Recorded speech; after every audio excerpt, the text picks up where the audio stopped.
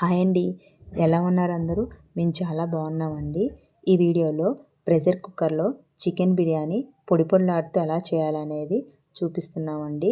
ఇది కొంచెం డిఫరెంట్గా ఉంటుందండి పద్ధతి. ఈ వీడియోని ఎక్కడ స్కిప్ చేయకుండా చూడండి. దీనికోసం ఒక 1/2 kg చికెన్ తీసుకొని శుభ్రంగా వాష్ చేసుకొని దాంట్లో ఒక 1/2 స్పూన్ పసుపు, ఒక 2 స్పూన్స్ కారము, ఒక 2 స్పూన్స్ ఉప్పు, 1½ స్పూన్ అల్లం వెల్లుల్లి పేస్ట్, ఒక గరిటెడు పెరుగు వేసి ఆ స్పైసెస్ అన్నీ ఆ చికెన్ ముక్కలకి పట్టించాలండి. బాగా కలుపుకున్న ఈ చికెన్ ముక్కల్ని ఒక 1/2 అవర్ పాటు పక్కన పెట్టుకోవాలి. ఈ బిర్యానీలోకి 2 పెద్ద సైజు ఉల్లిపాయల్ని పొడవుగా కట్ చేసి పెట్టుకోవాలండి. ఒక 4-5 పచ్చిమిరపకాయలు కూడా పొడవుగా కట్ చేయాలి.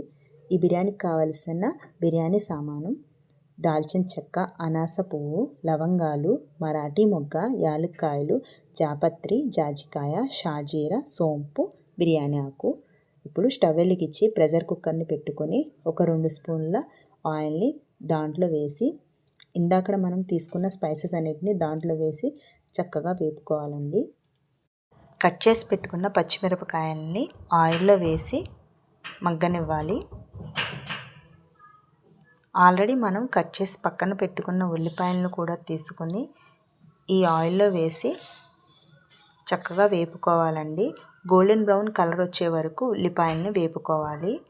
ఉల్లిపాయలు త్వరగా కలర్ చేంజ్ అవ్వాలంటే దీనికోసం ఉప్పు వేసుకొని కలుపుకుంటే తొందరగా కలర్ చేంజ్ అవుతుందండి.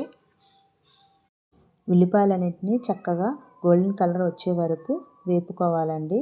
దీనికోసం గరిటెతో చక్కగా తిప్పుకొని మూత పెట్టుకుంటే గోల్డెన్ కలర్లోకి చేంజ్ అవుతాయండి. చూడండి ఎంత బాగా కలర్ వచ్చాయో.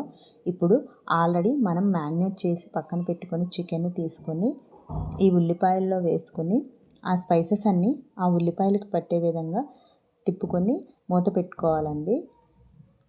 దీంట్లో నుంచి నీళ్ళు బయటకు వచ్చి ఆ వాటర్లోని చికెన్ అంతా ఉడికిపోతుందండి. ఆయిల్ బయటికి వచ్చిందంటే చికెన్ ఉడికిపోయినట్టే. దీంట్లో ఎటువంటి వాటర్ పోయకూడదండి. చూసారా ఎంత బాగా ఉడికిందో. ఈ గ్లాస్తో 2 గ్లాసుల రైస్ తీసుకున్నానండి బిర్యానీ కోసము. మా ఇంట్లో యూజ్ చేసే నార్మల్ రైస్నే తీసుకున్నానండి. ఈ గ్లాస్తో 4 గ్లాసుల వాటర్ని ఒక గిన్నెలోకి తీసుకుని స్టవ్ వెలిగించి స్టవ్ మీద పెట్టి సరిపడ ఉప్పు వేసుకొని బాగా కాగనివ్వాలండి. ఈ వాటర్ కాగడం వల్లే ఈ బిర్యానీ రైసు పొడి పొడిలాడుతూ వస్తుందండి. శుద్ధవ్వకుండా ఉంటుంది.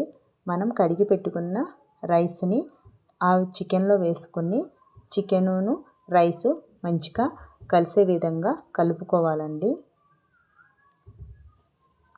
వాటర్ చూసారా బాగా మరిగాయి. ఈ మరిగిన వాటర్ని ఆ రైస్లో వేసుకుని కలుపుకోవాలండి. బాయిల్ అయిన వాటర్ని పోయడం వల్ల బిర్యానీ అనేది శుద్ధవ్వకుండా పొడి పొడిలాడుతూ వస్తుందండి. ఆల్రెడీ మనం కట్ చేసి పెట్టుకున్న కొత్తిమీరని దాంట్లో వేసుకుని కలుపుకోవాలండి. దీనికోసం నేను ఎవరెస్ట్ బిర్యానీ మసాలాని యూజ్ చేస్తున్నాను. మీకు నచ్చిన బిర్యానీ మసాలాను మీరు యూజ్ చేయొచ్చు. 1 స్పూనుడు బిర్యానీ మసాలాని దాంట్లో వేసి కలుపుకోవాలండి. ఇప్పుడు మూత పెట్టుకుని ఎటువంటి విజిల్ పెట్టనవసరం లేదండి. వాచర్ ఒకటే పెడితే చాలు. 20 మినిట్స్ సిమ్లో పెట్టుకుని తర్వాత పొయ్యి ఆఫ్ చేసేయడమే. ఇప్పుడు చూద్దామండి బిర్యానీ ఎలా వచ్చిందో.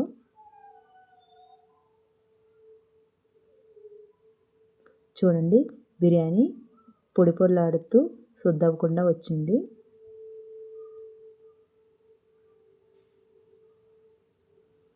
మా వీడియోస్ కనుక మీకు నచ్చినట్టయితే ప్లీజ్ లైక్ చేయండి, సబ్స్క్రైబ్ చేయండి.